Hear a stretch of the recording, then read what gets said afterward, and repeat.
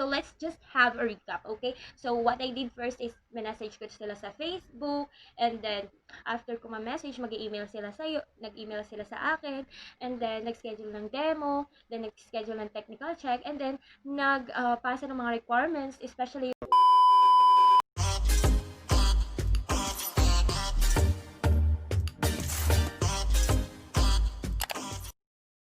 Hi guys! This is me again, Teacher Jessa, and welcome back sa aking YouTube channel. So for today's video guys is I just want to share to you my application process in FFE or First Future Education.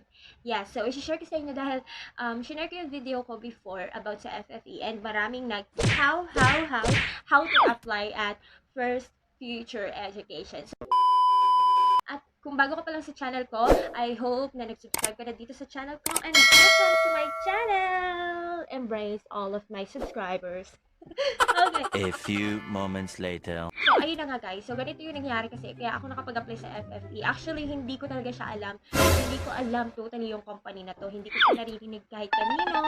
Ganyan. So, ito yung nangyari guys. May nakita akong isang ad na ito yung post ng mismong First Future Education na itong teacher na to is sobrang fully booked sa schedule niya. So, na-curious ako. And then, minessage ko sila. Dun sa messages nila, automated yun guys. So, meaning to say that automatic na may magre-reply sa'yo. Okay? So, hindi siya yung mismong tao na ka-chat mo. It's just that the automated messages. So, ayun na nga. And then, may option dun na apply. So, on that day na na-curious ako is nag-click ko yung apply. Tapos, nagsunod-sunod na guys. So, finil upan ko lang kung ano yung mga kailangan nila. So, ang ginawa ko is, yun, finilapan ko lahat. And then, meron doon, magsisend sila doon ng mga technical requirements na kailangan mo bago ka mag-apply. So, ito dapat meron kang ganito, ganyan. So, ayun. So, yun yung mga marireceive mong message. And then, nung mga oras na yun, guys, is required na mag-send ka sa kanila ng speed test. Basta, isundin nyo lang kung ano yung sinasabi doon sa automatic messages. Kasi, di ba, pagkaka-reply mo naman, may magme-message uli, then reply, and then message, hanggang sa makompleto mga, hanggang sabihin nila na i-review nila yung inyong application sa kanila. So, ayun. So, ayun yung nangyari, guys. Okay? And then, November 1 ako nag-apply. November 2, wala. 24 hours later. November 3, nag-send ulit ako ng message sa kanila kasi walang update or wala man lang email kung ano bang nangyari sa application ko. So, tinanong ko, is there any update about my application in FFE? So, ayun, may nag-reply at this time is, tao na talaga yung nag-reply sa akin. How did they know? Kasi meron na siyang pangalan, which is personalized na yung pangalan ng kachat ko. Then after that, nagkaroon ng very quick interview through chat. So, ayun. And then, nag-send sila ng email sa akin about sa technical requirements na meron ako. So, may finilipan ako doon, kung ano yung ginagamit kong laptop, may webcam ba ako, may headset ba ako, and ano yung speed test ko, ganyan. So, ayun. Then, after that, after kong ma-accomplish yun, sinanda nila ako ng invitation for demo, for Mac demo class. So, ayun. Wala talagang naganap na virtual interview.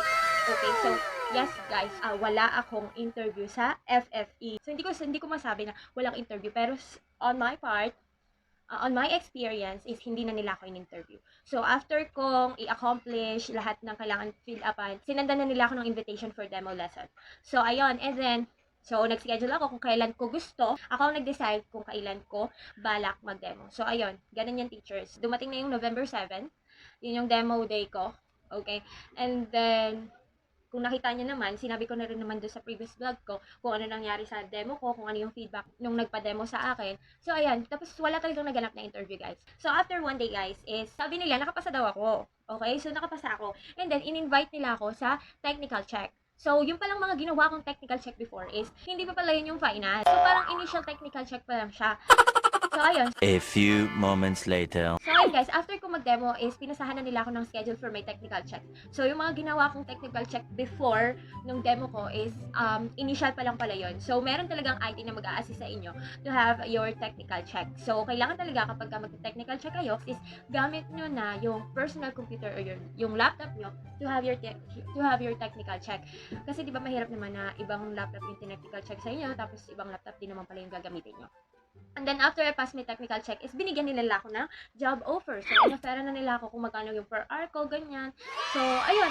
And then, yung salary, guys, pag mag-start ka pa lang dito sa FFE, you will have an offer from 120 to 140 pesos. Yun yung starting rate nila. And huwag niyo nang tanongin kung ano yung starting rate ko kasi depende pa rin kung ano ba yung mga credentials na meron kayo. So, ayun. So, dun sila nagbe-base. And, ayun lang guys. Ayoko na i-share kung magkano yung exact salary ko kasi it's very confidential at magpit sila sa ganyan guys. So, ayun. It's around 120 to 140 pesos yung salary range pag mag-start kayo dito sa FFE. So, di ba, hindi na masama. And then, after that, na may fill upan ka ulit ng mga form and make sure na i-ready nyo na yung inyong introduction video. So, ayan. So, ito gumawa ko ng introduction video for FFE. At meron akong video about on how I edit my introduction video. So, ayun. Basta i-ready nyo na yung introduction video nyo and then make sure na magko-comply kayo sa mga requirements nila on time. Kasi meron silang binibigay na time limit. So, say for example, ngayon, in-offeran ka nila, kinabukasan dapat may intro video ka na maipasa. So, ganun. And then after that, nag-onboarding na ako, nag-attend ako ng onboarding, and then after that, is nakapag-open na ako ng slots sa kanila. So, ayun. And usually, yung mga students ko dito is kids. Kasi, kung nakita nyo naman sa intro video ko, is sobrang pambata talaga yung aking intro video. So, ayun. Depende pa rin talaga. Kasi, yun yung target ko na turuan. Ayoko talaga magturo ng adult, guys. So, ayan. And then after that, ayan, nakapag-start na ako sa FFE. And yung experience ko sa FFE, sobrang saya. Meron lang akong na-encounter on my first day na talagang hindi ko ine-expect. And may vlog din ako about dyan. So, sana mapanood nyo para kapag natanggap kayo sa first future education is alam niyo na kung ano yung mga dapat nyong i-consider at check. Okay? So, ay lang! That's all. At yun lang yung application ko. So, let's just have a recap. Okay? So, what I did first is message ko sila sa Facebook. And then, after ko ma-message, mag-email sila nag-email sila sa akin. And then, nag-schedule ng demo.